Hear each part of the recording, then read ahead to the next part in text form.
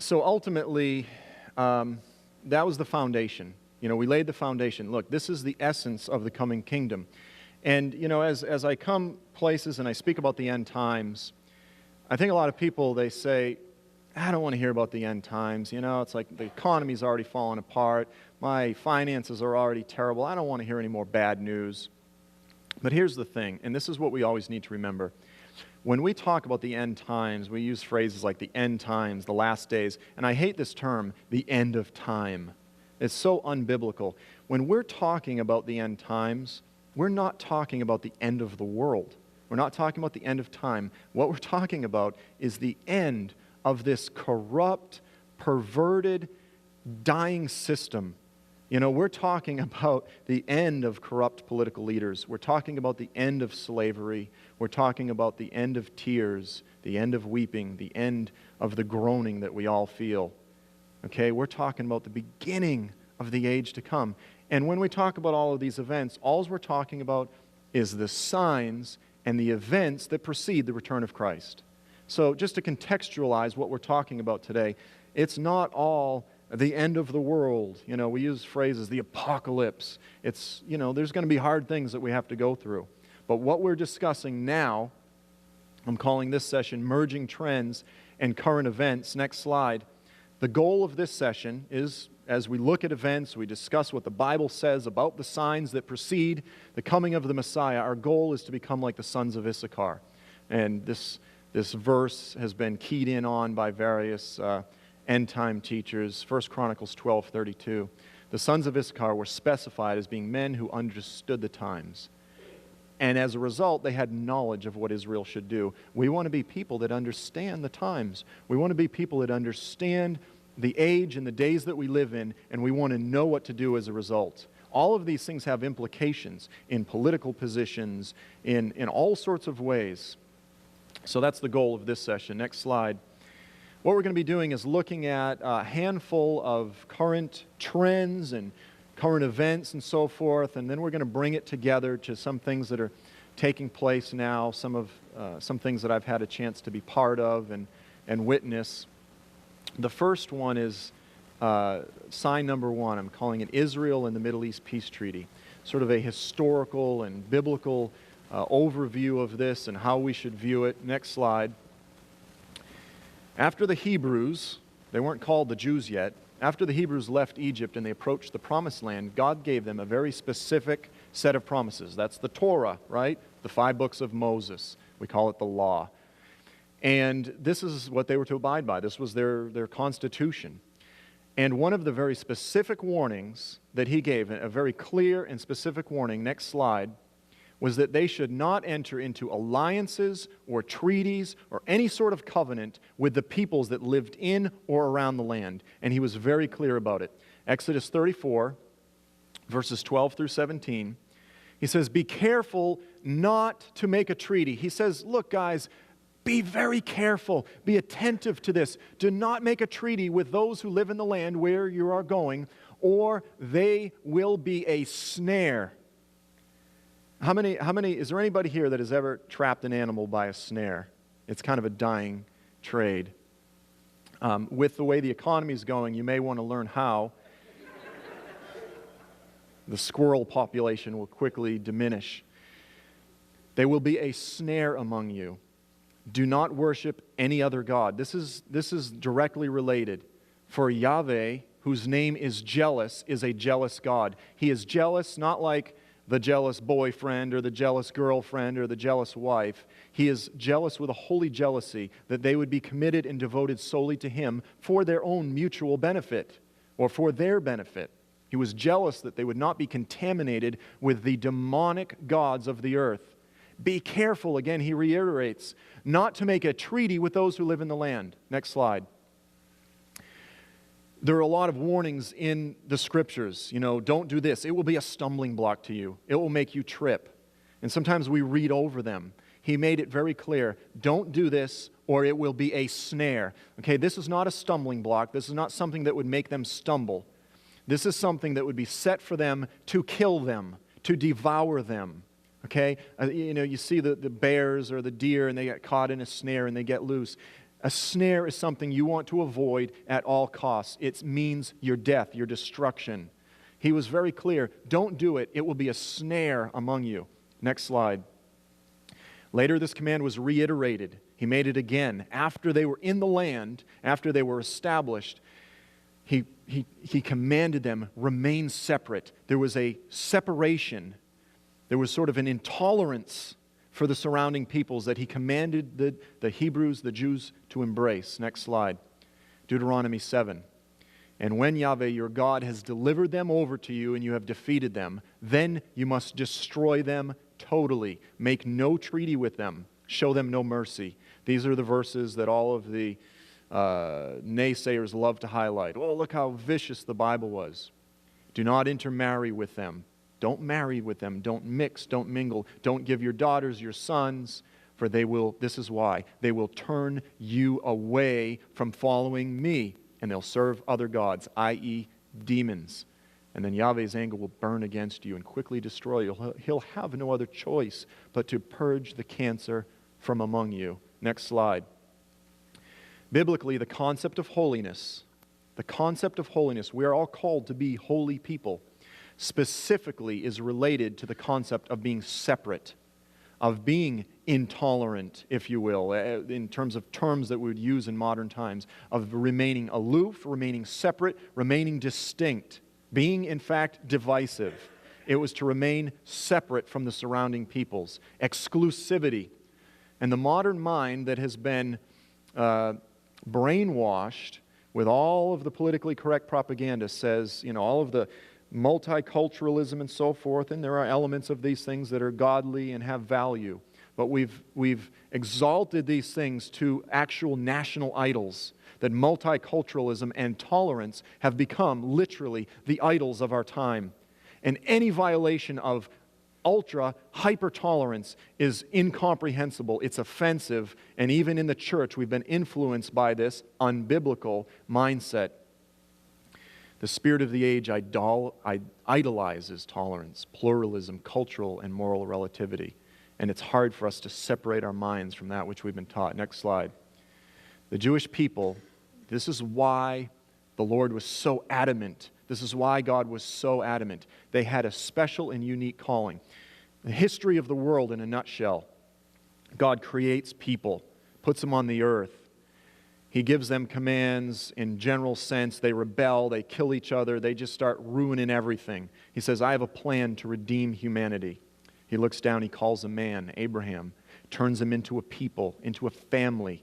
And then he says, I'm going to use among all the peoples of the earth this family to become a holy people, separate and distinct from all of the elemental and animal demonic practices that the people have fallen into without me, and I'm going to create in them a holy people that will become a holy womb corporately and ultimately individually in this young maiden named Mary, and I will bring forth the Messiah from this people, and as a result I will bless all the nations. And this is part of his plan to introduce himself to the world, whereby he can, if you want to use the phrase, cultivate the people. It's like the wild man getting married, and then she subdues him, and now he's living a bit more responsibly. The Lord wants to introduce him to mankind, and he chose the Jewish people to do it, and he commanded that they would remain holy, separate peoples from the pagans.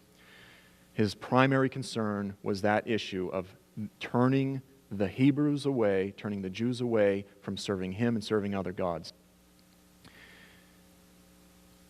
Through the Messiah, not only the Jewish people, but the entire world would come to know Yahweh, the one true, supreme God. Now the problem is, the peoples who lived in the land essentially worshiped demons. And I know that's not popular today to refer to someone else's religion as serving demons. But again, we have to be committed to truth and not political correctness. Next slide. This is an artistic portrayal of Moloch, the god who actually demanded that the firstborn children would be sacrificed, and he would have a pan of fire on his lap, and they would actually throw the babies into the fire, And they believed that by doing this, that Moloch would bless them. And these are the type of things that the peoples historically, it's thoroughly documented, did these things. They would have public orgies, and they thought that by doing that it would cause, this other particular god to bring a good harvest. The practices of the peoples in the land were evil. They were demonic. They were perverted. Next slide. And then the modern mind says, but wait a minute. You're trying to say that Israel today, the peoples, the Jews today, thousands of years later, shouldn't enter into peace treaties or alliances or any sort of agreements with the surrounding Muslims? That's incredibly ignorant of you. It's incredibly, you're a ridiculous biblical literalist. And they would say the peoples of the region today, they don't sacrifice their children to gods. They're not pagans. They're monotheists. Islam is practically just like Judaism or Christianity. That's the objection. Next slide. And then you begin looking at the source documents, the text, the Quran, the Hadith of the people that live in the region, the Muslims. Of course, not all of them. Yes, there are Christians that live in the region as well. Unfortunately, even many of the Christians have been influenced by the Islamic culture, and they've embraced a hatred for the Jewish people and a rejection of biblical concepts. They've embraced replacement theology and that sort of thing. And yes, they are teaching and training their children, and they are sacrificing them to their God today just as well as they did in ancient history. Next slide. This is a famous woman in the Palestinian territories. She's known as Nidal, the mother of Nidal. Nidal was a young man who sacrificed himself, as a shaheed, as a martyr. He was a suicide bomber, and in doing that, he killed, I don't remember, 20-some-odd Jews. And as a result, he's a hero, and she is proud, and she declared that she would be so happy to sacrifice her other children. Next slide. Here's her quote. By Allah, today is the best day of my life. This is her son. He just died. I feel that our Lord is pleased with me because I am offering my son for him. I wish to sacrifice more sons for Allah's forgiveness. It is true that there is nothing more precious than children, but for the sake of Allah, what is precious becomes cheap. This is the influence of the satanic, demonic God that the Muslims call Allah on its followers, on his followers. This is the result of the demonic teaching of Islam based on what the Quran teaches, based on what the imams are teaching in the mosques, based on what the traditions and the sayings of their Prophet Muhammad said and did. This is the fruit. Next slide. Did the Jewish people obey God's commands on this issue? Historically, did they obey their commands, and have they obeyed his commands up until recent times? And the answer is no. Throughout the history of the Jewish people, repeatedly they failed to obey Yahweh's commands not to make alliances, not to make treaties, even to the point where King Solomon married someone like 1,000 women from among the surrounding peoples, and he even built altars to Moloch. Okay? He actually built shrines to these foreign gods. And today, this trend continues. Next slide. Beyond Israel's historical failures, the Bible is clear that these things will be repeated. The Bible makes it clear that these things have ultimate last days fulfillments and implications. These mistakes will be repeated. And we're witnessing them today. With our own eyes, in the news, we can see them taking place, and we're going to discuss some of these things at the end of the session. According to the prophets Isaiah and Daniel, just prior to the return of the Messiah, Israel will once again enter into a covenant with the surrounding peoples against Yahweh's commands. Next slide. Speaking of the future covenant that the Jews would make with the surrounding peoples, Isaiah, the Lord through Isaiah, refers to this covenant as a covenant with death and hell. You will make a covenant with death and hell. Next slide. Isaiah 28. Verses 14 through 16. Therefore, hear the word of Yahweh, you scoffers, who rule the people in Jerusalem, the leaders, you boast. We have entered into a covenant with death, with hell, with Sheol, with the grave, we have made an agreement. When an overwhelming scourge sweeps by, this is a motif that's commonly used throughout the prophets of the coming armies of the Antichrist. It's referred to as a flood, as something that sweeps through, that floods through the land. When that overwhelming scourge sweeps by, it cannot touch us, for we have made a lie our refuge and falsehood our hiding place. So this is what the sovereign Lord says. This is his alternative. You see, the Jewish people were relying on, they were trusting, they were putting their trust in alliances and treaties. And this is God's response. See, I lay a stone in Zion. It's a prophecy about the Messiah.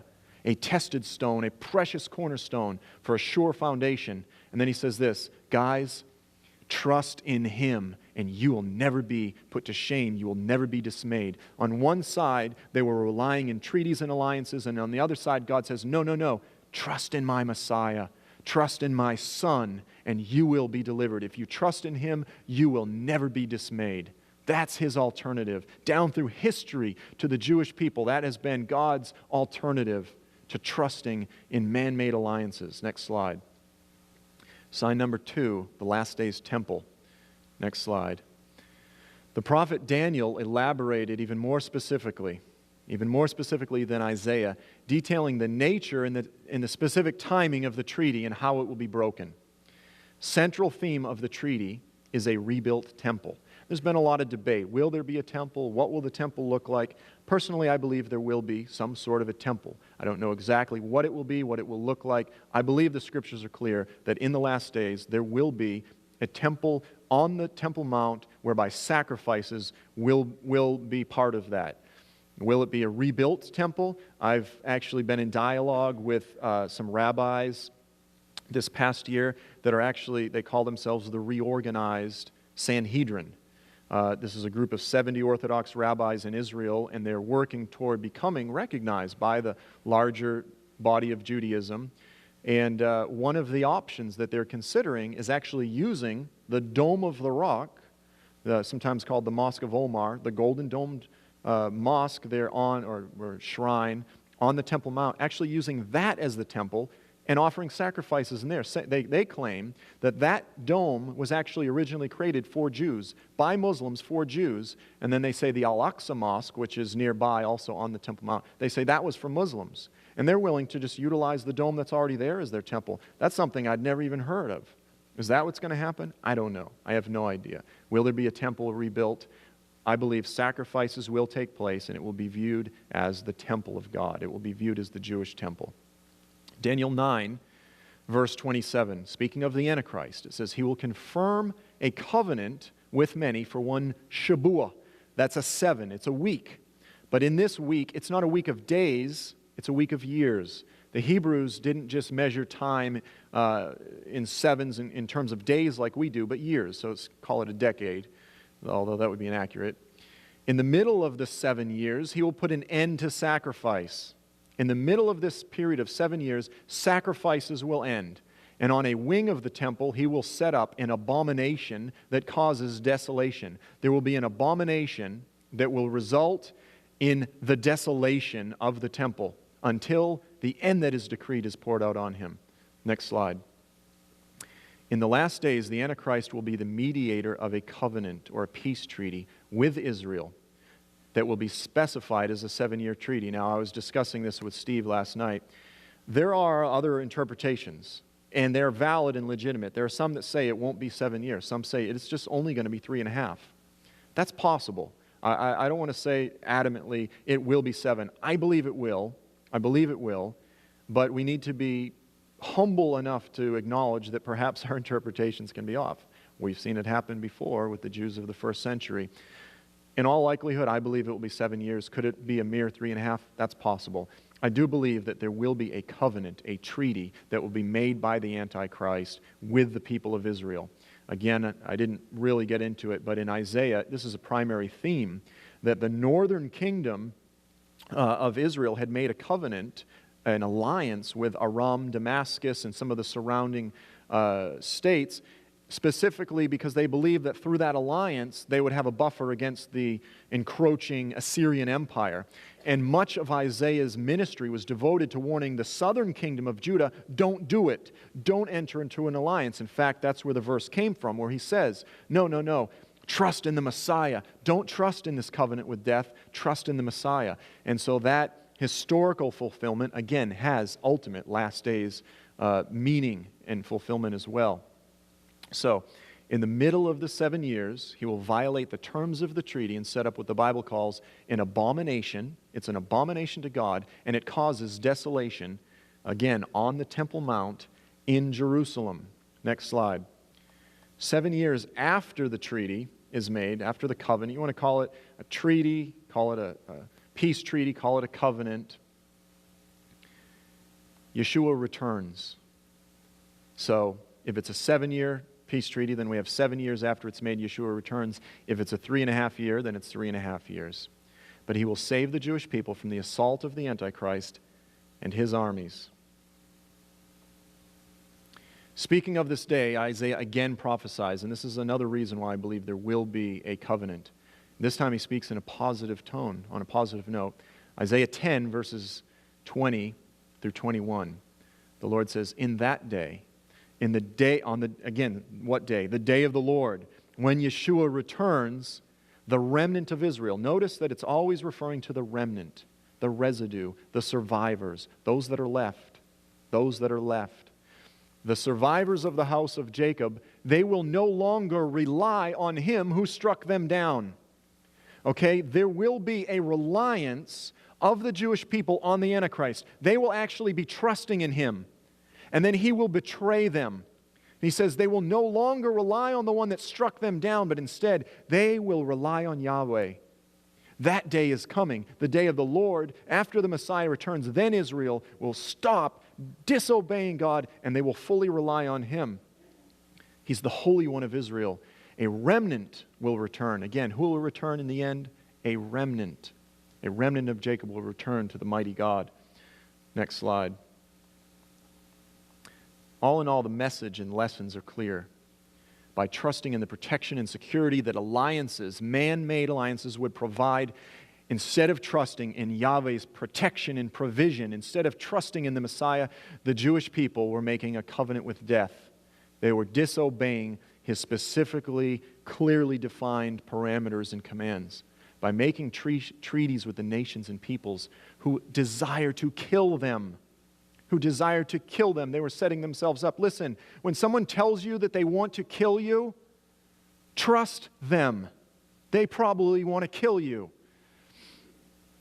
The Jewish people were deceiving themselves with the fanciful notion that they would somehow escape the murderous plans of these surrounding nations.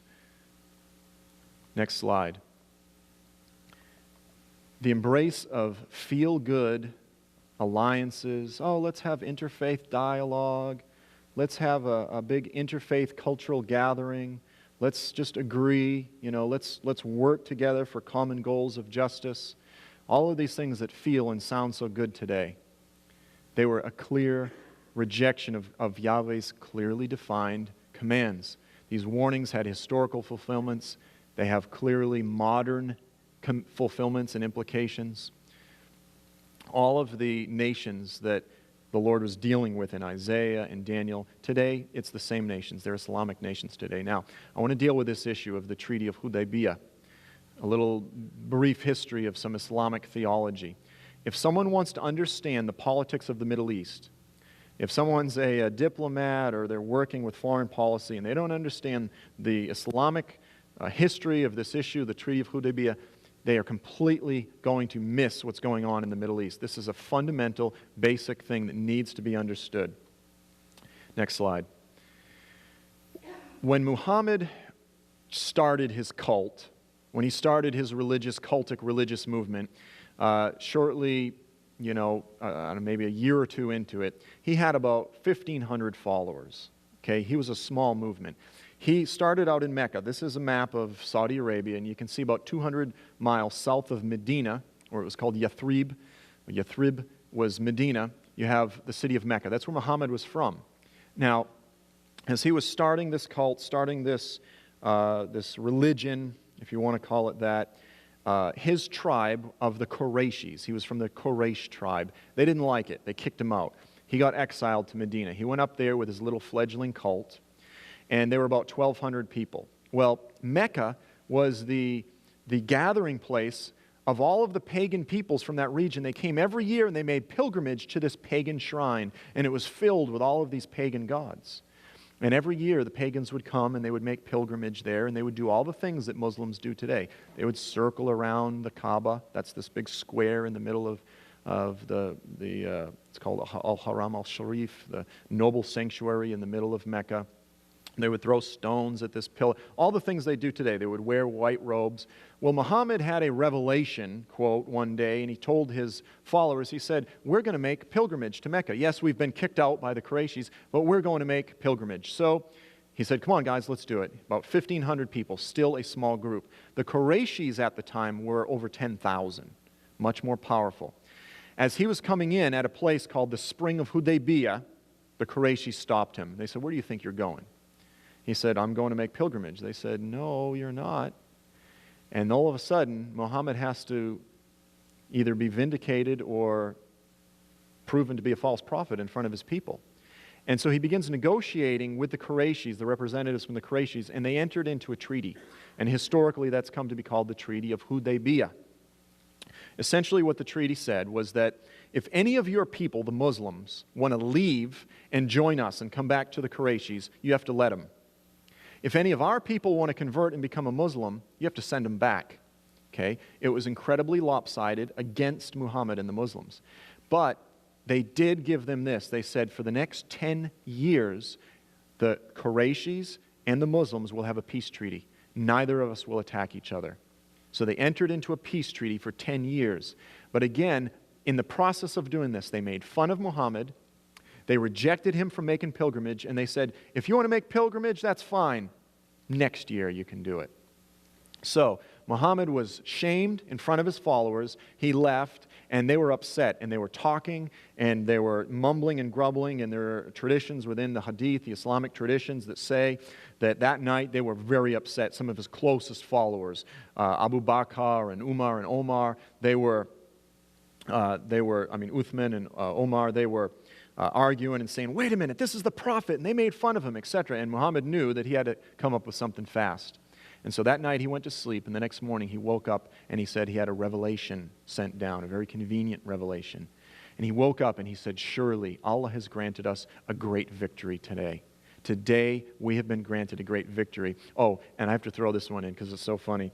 Umar is very upset, and he comes to Muhammad. He says, wait a minute, you told us we were going to make pilgrimage. And in just classic false prophet approach, he basically just paints a new target around his missed arrow. Oh yeah, I was going to hit, okay, let's do. And he goes, yeah, I said we were going to make pilgrimage, but did I say this year? And they're like, oh, you are the prophet. So he changed the target. So the next day he wakes up, he says, Allah has given us surely a great victory. And he says, here's the victory, guys. The strongest tribe in the region just made a peace treaty with us. The strongest tribe just agreed for the next 10 years not to attack us. And then he came out with this. From here on out, anyone that joins us in battle gets this huge percentage of the booty and the plunder. Okay? And within like a few weeks, he began attacking and pillaging 7 Jewish villages in a row, wealthy Jewish villages. He attacked them, he slaughtered them, he took their women as sex slaves and wives, he took their plunder. Within 2 years, he went from 1,500 to 10,000 people. Okay? He became a pirate of the desert, a cultic pirate. And the people said, this is a good deal. We get the booty, we get the plunder, we get the sex slaves, we get the regular slaves, you name it. And they joined and they jumped on board and they converted to becoming Muslims en masse. And the Muslim movement grew. Okay? Now, 2 years into this 10-year peace treaty, Muhammad says, I'm 10,000, they're 10,000. We are war-hardened guys. We're going back and we're taking Mecca. He broke the treaty. Okay? He broke his end of the treaty. He invaded Mecca. He absolutely crushed the Qurayshis. And now Muhammad was the undisputed ruler of the whole region. Undisputed ruler of the whole region, okay? Muhammad today to Muslims, this is what needs to be understood. He is the undisputed, perfect man. He is the one that all Muslims are to emulate down to every detail of who he is. Everything that he did, said, condoned is the model for humanity. Muslims today make every effort to emulate Muhammad, politically, militarily, okay? The point is, think of this. Yahweh says to the Jewish people, don't make treaties with them, don't make covenants with them, don't do it. Do not do it. This religion emerges in the region. They have codified and canonized within their own religious system a historical perspective which says this: it's okay to make treaties with people for the purpose of getting stronger so that you can defeat them later. And that is the only purpose of making treaties. And thus in the Muslim world, the joke has been cast around that says treaty is spelled R-E-L-O-A-D. That's reload. In May of 1994, Yasser Arafat addressed a group of Muslims in Johannesburg, South Africa. Okay, what Arafat didn't know was that he was being recorded. He didn't know that he was being recorded. He was speaking in Arabic and in English. In the process, this was at a time that there was a peace process going on, and the left in Israel were just thrilled beyond belief. They thought, we've got an agreement from Arafat, they've agreed, we're going to have, this wonderful peace solution. Yet it was during the speech in Arabic to a bunch of Muslims, didn't know he was being recorded, that he started speaking about the ongoing jihad to liberate Jerusalem. Next slide. Those Israelis who had trusted Arafat's previous promises of peace and goodwill were shocked, absolutely shocked. You can still look up some of the articles. But even more damaging to the peace process were Arafat's comments regarding the Treaty of Hudaybiyah. He mentioned it by name. Next slide. This is what he said. I see this agreement as being no more than the agreement signed between our Prophet Muhammad and the Quraysh in Mecca. The Prophet was right to insist on the agreement. See how they rewrite history? When you read it, he didn't insist on anything. It was forced on him. For it helped him to defeat the Quraysh and take over their city. So it was good for him to enter into a peace agreement with them because it helped him to defeat them. And that's the same thing that we're doing. In a similar spirit, we now accept the peace agreement, but only in order to continue on the road to Jerusalem. All these Israeli left thought, oh, this is so wonderful. He's just like us. He wants peace. We often relate to people in a manner that we relate to people. We assume that people are like us.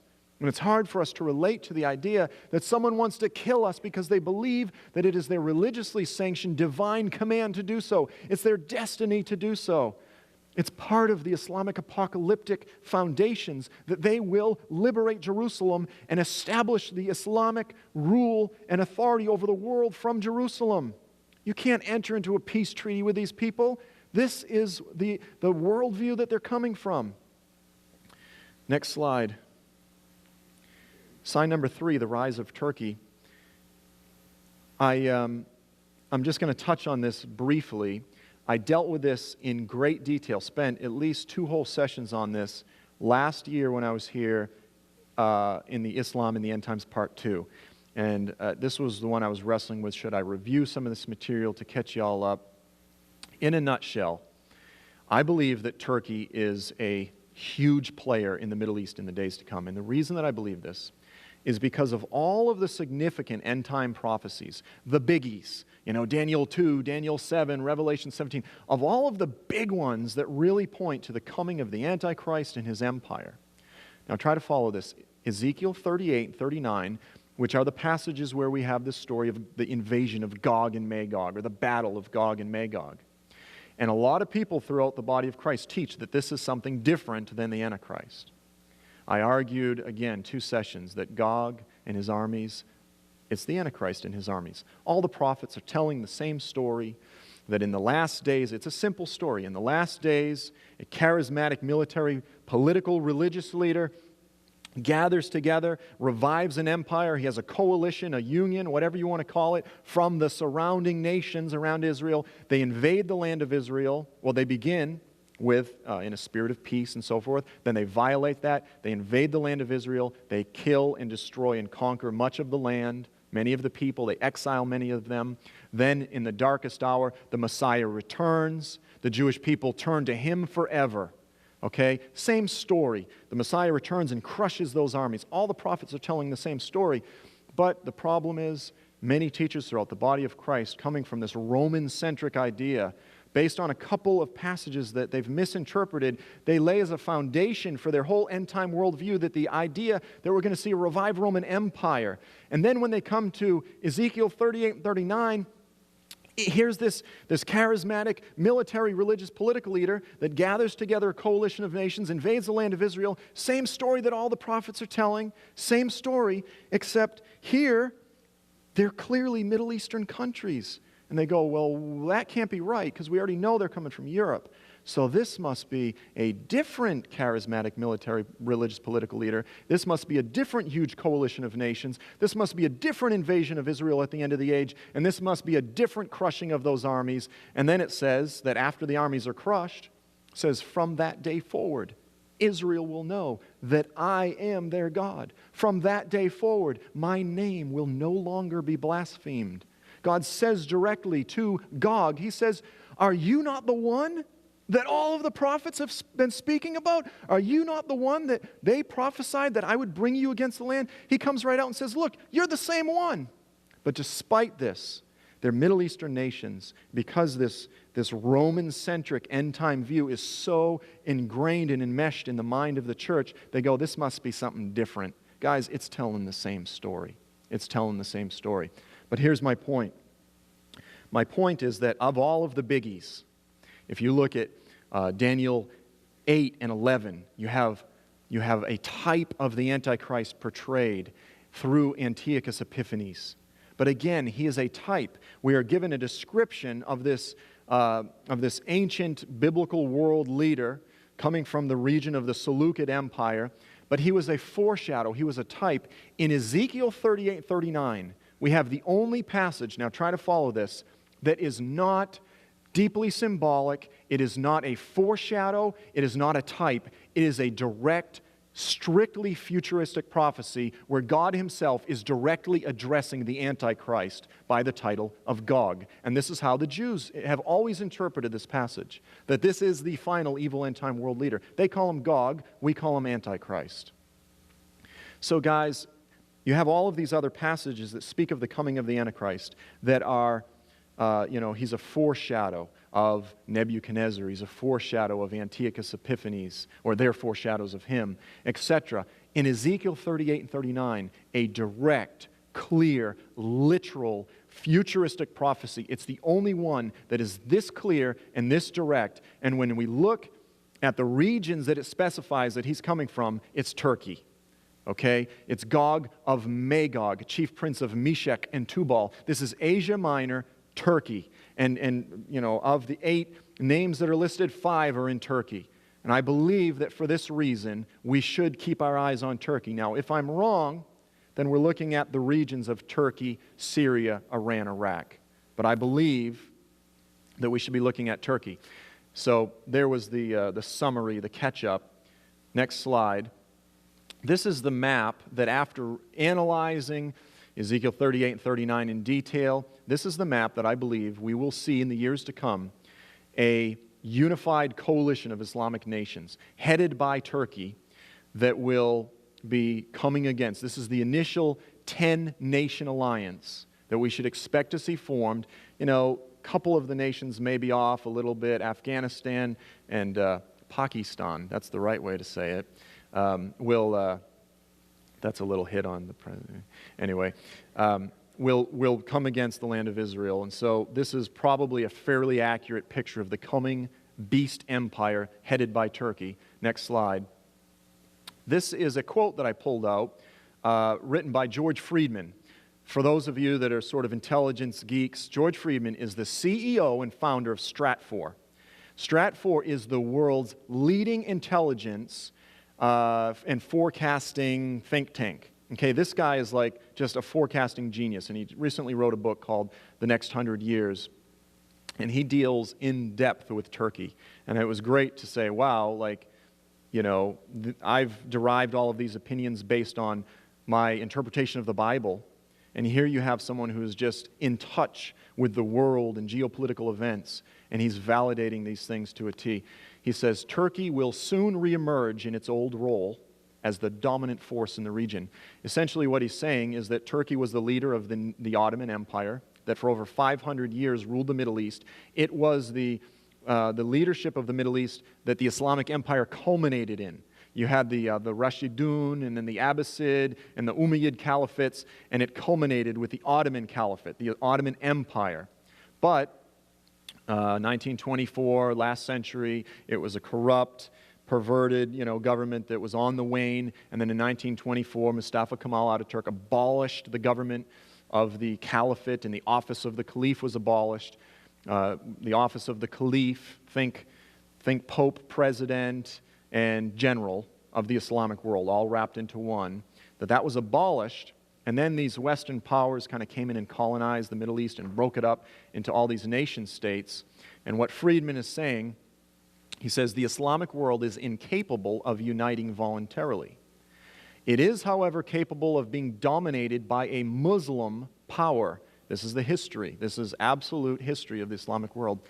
Throughout history, Turkey has been the Muslim power most able to create an empire out of the Islamic world.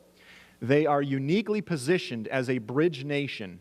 Geopolitical, situation, they have an ideal location where they're situated. They're bridged between Europe and the Middle East, Asia, and Russia. They can dominate that region of the Mediterranean, and culturally they are a bridge nation. And today they are viewed as the nation that can bridge the nation of Israel to the greater Islamic world. And in recent years they've been turning away from their history of secularism and Kemalism, and the government has become radically, formerly radical Islamist has become the prime minister, and we have an Islamist as president. And in recent years, they've taken over the two major media outlets. This is what dictators always do. First, Prime Minister Erdogan took over the largest media network and put his son in charge. And then he hit the second biggest media network with a $20 billion tax lien. I mean, like, how do you get a $20 billion tax lien? So he's going after the media outlets that are critical of him, and then just a few days ago, they rounded up something like 60 of the military commanders claiming that there was this big underground plot to overthrow the present government. Because the way Turkey works, its system of checks and balances, is that you have the military, then you have the prime minister and the president and the parliament, and they're all set up so that if one gets too Islamic, the others can take over. And historically, the military has always been the one that did that through coups. So what you've had in recent years, through democracy, you had them elect Prime Minister Erdogan as an Islamist prime minister, Abdullah Gül, president, an Islamist. The parliament is dominated by Islamists. So who do they have left? The media, the military. And they're in the process of taking them out. So Turkey is becoming an Islamist entity that is still viewed as having the political capital, historically an ally of Israel, the political capital to be able to mediate between Israel and the surrounding nations. Next slide. Now we're going to look at some modern implications and present developments. First slide, next slide. This is what is called the God's Holy Mountain Project. Now look at the picture. What you have is on the Temple Mount, I don't know how well you can see it, but there in the background is the Golden Gate. This is an artistic rendition of the Temple Mount. And on the temple, and flooding in from the gate, are Muslims, Christians, and Jews. And they're all gathering and intermingling, and they're playing music together. And there you have the Dome of the Rock, and on the other side you have the Jewish temple with a rainbow going from one to the other. And they're all living in peace and harmony on the Temple Mount. And that is the vision of God's Holy Mountain Project. Next slide. I had the chance to interview Yoav Frankel. He's heading up this whole vision. God's Holy Mountain Project envisions the day, this is from their website, when the Jewish temple will exist side by side with the Dome of the Rock. Okay, sound biblical? Does it sound like this could be a bit prophetic? The vision of religious shrines in peaceful proximity can transform the Temple Mount from a place of contention, division, exclusivity, to its original sacred role as a place of worship shared by Jews, Muslims, and Christians. Okay? The spirit of the age, the vision of the age. Let's all just get along. We all worship the same God. This is what Frankel said in a Jerusalem Post interview. And then you saw the painting. Next slide. A paper that is also on their website, written by an unnamed Muslim scholar, asked this question: would a Jewish synagogue erected on the Temple Mount or the Noble Sanctuary, that's another, they also call the Temple Mount the Noble Sanctuary, among other things, Beitul Maqdas, the Holy House, would that make the blessed land less blessed? It would certainly add to its blessing because it will invite more voices that exalt and glorify the one God to whom we all pray. Do you see the ecumenism? Islam, Judaism, Christianity, we all worship the same God. We're all monotheists. Let's just build one house together and let's all worship and pray together to the one true God. This is coming from Orthodox, religious Jews in the land of Israel today. This is not envisioned by an apocalyptically minded Christian that wants to make prophecy come to life. This is coming from the Jews themselves. Next slide. I'd like to introduce you to a friend of mine. His name is Adnan Oktar. His pen name is Harun Yahya, which in Arabic is Aaron John. Very prophetic pseudonym. He is a Turkish intellectual, very controversial individual. There have been all sorts of charges brought up against him. He claims that they've all been part of the secular, Darwinist, communist deep state in Turkey to undermine him because he has such a high calling. I have no idea the truth behind any of these things. He seems like a very warm guy. Could some of these allegations be true? I have no idea. It's not my job to judge. He is the most published author in the entire Islamic world. He has over 65 million of his works are in circulation in numerous languages. He is a prolific author. He's a prolific writer. Next slide. He's written extensively on all sorts of subjects, including the end times. He is very much a Muslim apocalyptic writer and visionary, and he presents himself as a very peaceful, loving, moderate, sort of peace, love, and Islam kind of guy. But he's got a few books here: The Signs of Jesus' Second Coming, Jesus Will Return, The Glad Tidings of the Messiah, and then Jesus Did Not Die. From an Islamic perspective, the Jesus of Islam never died on a cross. He's not the Son of God. You know, all of these things that hit at the very foundations of our faith. And he writes about them from an Islamic perspective. Next slide. He's written a lot about the coming of the Islamic Messiah figure known as the Mahdi. Muslims believe that the Mahdi would return at the end of the age, and he would be assisted by a man known as Jesus Christ, and he would be a Muslim. Muslims believe that the Mahdi comes at the end of the age to revive Islam throughout the world, and his assistant will be Jesus, who will come back and say to the Christians of the world, guys, you've had it wrong all along. I never claimed to be the Son of God. I never died on the cross. I was a Muslim prophet. Your Bible is corrupt. You all need to become Muslims. That's what Muslims believe Jesus will do and say when he comes back. And he will say, and this is the Messiah. The Mahdi is the Islamic Imam. Follow him. Sounds very much like Revelation 13, the Antichrist and the false prophet. Next slide. He has also presented this vision, what he calls the Turkish Islamic Union. Now again, after looking at Ezekiel 38 and 39, for years I've said we should expect to see the emergence in the years to come of a Turkish-led Islamic Union. And all of a sudden I hear there's this guy in Turkey, and from his prophetic perspective as a Muslim, he's calling for a Turkish Islamic Union, a Turkish-led Islamic Union. I'm going, this guy he's tapping into some seriously dark mojo. He's reading from our script. And so there's his map. And if you look, it's a big map. It includes parts of Europe, well up into China and Russia, most of Africa. Next slide. This is very interesting in that here we have a Muslim leader who one of his new visions that he's been really declaring is that he wants to see the Jews rebuild the temple. He wants to see a Jewish temple rebuilt. He says, of course, by Allah's leave, we aspire for this. We want it.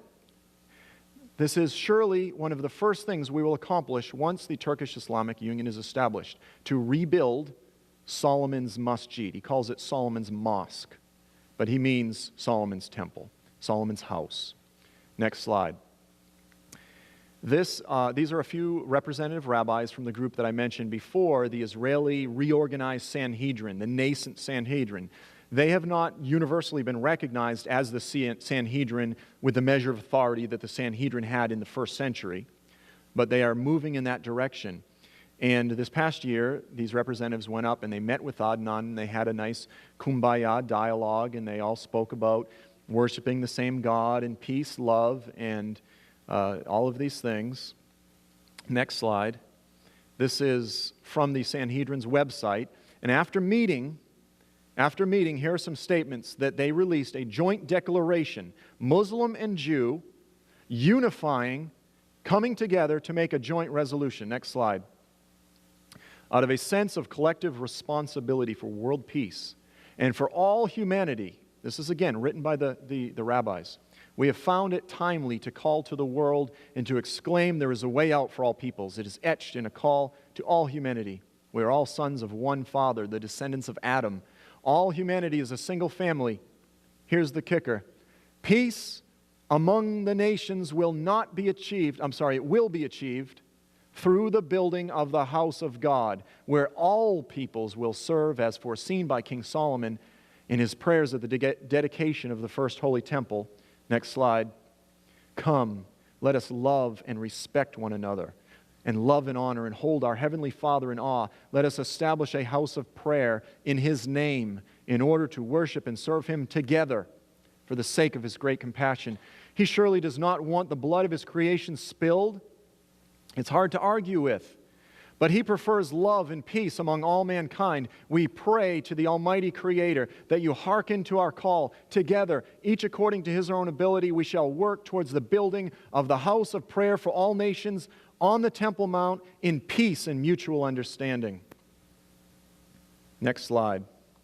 Rabbi Menachem Froman, highly influential rabbi. He's not part of the Sanhedrin, real mover and shaker in the peace movement in Israel. Again, did I just say he's the founder of the Tukoya settlement? Very interesting and unusual guy. Next slide. Shortly after the Sanhedrin rabbis visited with Adnan, he was up there again having a kumbaya. Building friendships, building interfaith, unity friendships. And then he, after meeting with Adnan, released some statements, and they were featured in the Turkish newspapers. They didn't really make their way into the English media very well. Next slide. There's a clip of it, which I translated. Next slide. Google translated it. I didn't personally translate it. It is an irrefutable fact that Turkey, so after meeting with Adnan, this is what he came out and said. A Jewish rabbi, highly influential, says this: it's a natural fact that Turkey is the most natural mediator between Israel and the Palestinian society. Turkish President Abdullah Gül and Prime Minister Erdogan are the only two who can bring regional peace about. There is a lack of trust in the region, and it is the Turkish government and the Prime Minister Erdogan that will bring that trust about. Next slide. Jerusalem, this is still his quote, Jerusalem can be the center of peace between the greater Muslim world and the Western world. Religious leadership, i.e. the rabbis, are the ones capable of initiating this transformation from intolerance and terror to tolerance and peace. The religious leaders of Israel and the Muslim world can declare Jerusalem the capital city of peace. Next slide. Sorry for reading such long portions. To me, they're just so ridiculously relevant. When Jerusalem transforms into the capital city of peace for Israelis and Palestinians, and again, the greater Islamic world, she will become the capital of world peace. Turkey can continue to reveal itself as a model of Muslim peacemaker in the Middle East by leading a meeting between the religious leaders, i.e. the rabbis, aimed at establishing Jerusalem as the capital of world peace. So again, a unity alliance between the religious leaders of Israel and the political leaders of Turkey. Modern-day Turkey can renew the Ottoman Empire. A religious Jew in Israel is saying, let the Islamic Empire be revived. Let them revive the Ottoman Empire of old, not through military conquest, but rather through the Turkish Peace Initiative for the Middle East. This would result in many nations dwelling peacefully. What does that sound like? And when they say peace and security, sudden destruction comes upon them. They were dwelling peacefully in the Middle East, surrounding the holy city of Jerusalem. I pray for the cooperation of the Muslim Turkish government and the rabbis of Israel, Rabbi Menachem Froman, representing the rabbis. I apologize if this gets redundant. To me, this stuff is just so fascinating. Next slide. How many people have been to Jerusalem? Wow, just a small handful. In Jerusalem, you have this thing called the Temple Institute. And what they've been doing is these religious Jews have been recreating the utensils and the furniture for the temple so that when the time comes that the temple can be rebuilt, they've already got it like 90% there. They've got all of the priestly garments and the ephods and the robes, and they're in the process of trying to restore the red heifers so they can do the sacrifices and all of these things. And they have a museum, and Christians love to go and see all of these things because they're both historical and prophetic. Well, here you have Rabbi Yehuda Glick. He's one of the main rabbis from the Temple Institute, and he's well known. He's been a mover and a shaker. And so here you have the next prominent rabbi from Israel. Next slide. There's their website. The next slide. And who, again, is meeting in Turkey with Adnan, the next in line. And then after his meeting, what type of statements did he come out and make? Next slide. Jerusalem is becoming a city which will be the capital of God in the world.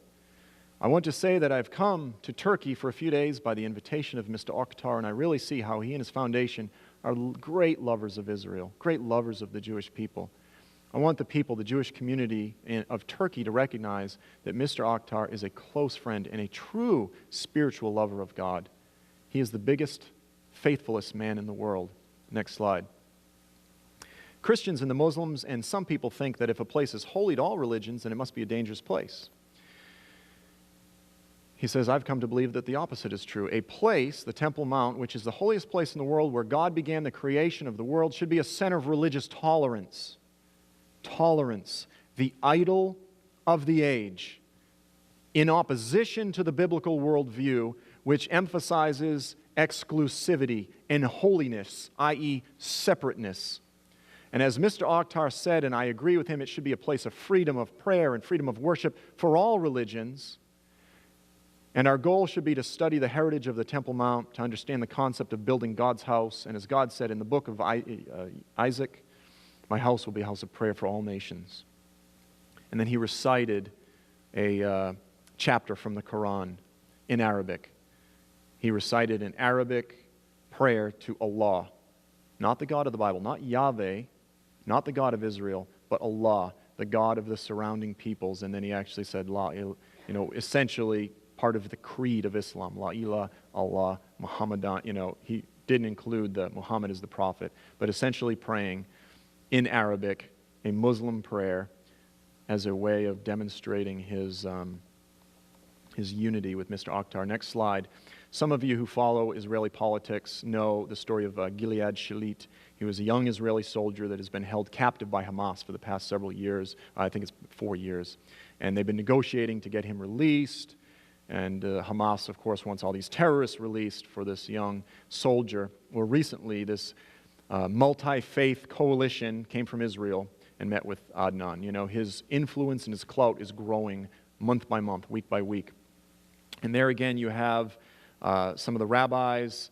Yeshiandu Hollander is the shorter rabbi. There on the left, you have a Bedouin Muslim leader from Israel, two prominent Israeli secular politicians. There to Mr. Adnan, to Mr. Akhtar's left, a Catholic Orthodox priest, a Druzi, and then Rabbi Benjamin Abrahamson, who I've come to become friends with. And they, again, had a big interfaith, interreligious kumbaya, and they're appealing to Adnan to help, as a Muslim leader, influential leader in the region, to help secure the release of Gilead Shalit. And of course, in the process, they continue to speak of world peace as a result of the Muslim and the Jewish world coming together and essentially worshiping the same God. Next slide. Then also you had some representatives from the Mahdi Institute from Iran. Iran actually has something called the Brighter Future Institute, and every year they have a conference dedicated to discussing how to spread the Islamic Iranian revolution and the concept of the Mahdi, the Islamic Messiah, throughout the world. And so here you have Iranians meeting also with Adnan. He's friends with everyone. But are the Iranians friends with Israel? Are the Iranians great lovers of Israel?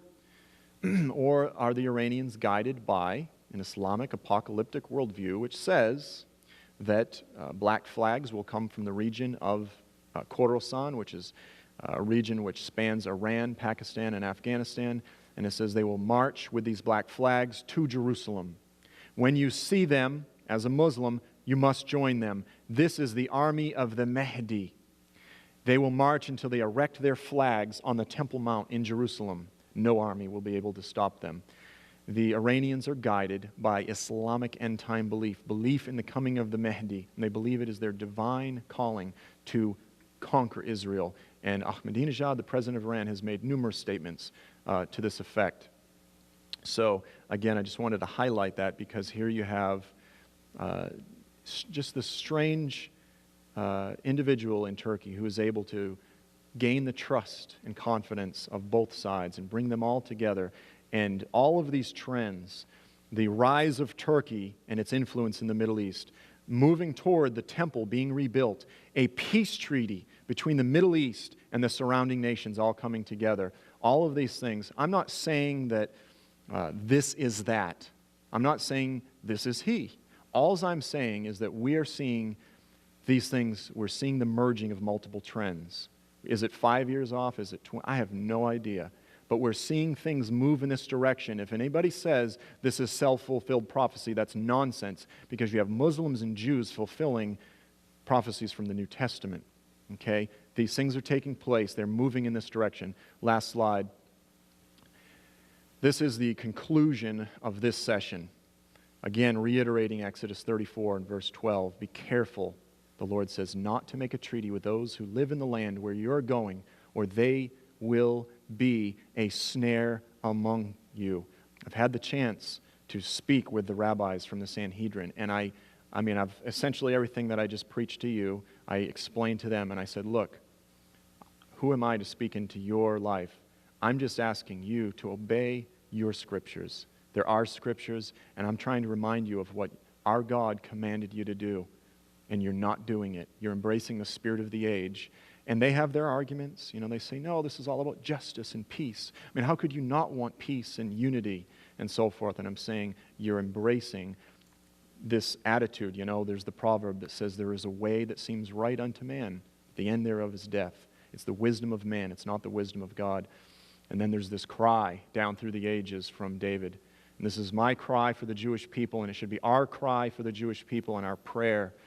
And it says, Israel, hope in the Lord from this time forward and forevermore. Not in the alliances, not in the treaties. Hope in Yahweh. Hope in the Messiah. Last slide. This is actually irrelevant to the story, but I did have a chance earlier this year to sit down with Adnan, and I just want to share a little bit about that. I'm not sure we're on time. I guess we're just about okay. It's not necessarily relevant to the message. Do we have a couple more minutes, Steve? Yes. Okay. At the invitation of Mr. Akhtar earlier this year, I went with a friend to Istanbul and met with another great friend while we were there, and first had a couple meetings with Adnan. Sat down in his house initially, and he had a whole bunch of his guys with him. It was very interesting, kind of went up the back, this mountain up the backside of the Asian side of Istanbul through like 3 security gates, and he's got this pretty swanky pad up in the hills.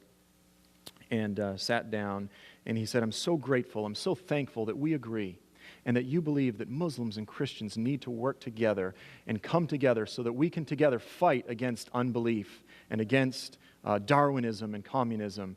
And I said, well, I think there's been a big misunderstanding because I don't believe that at all.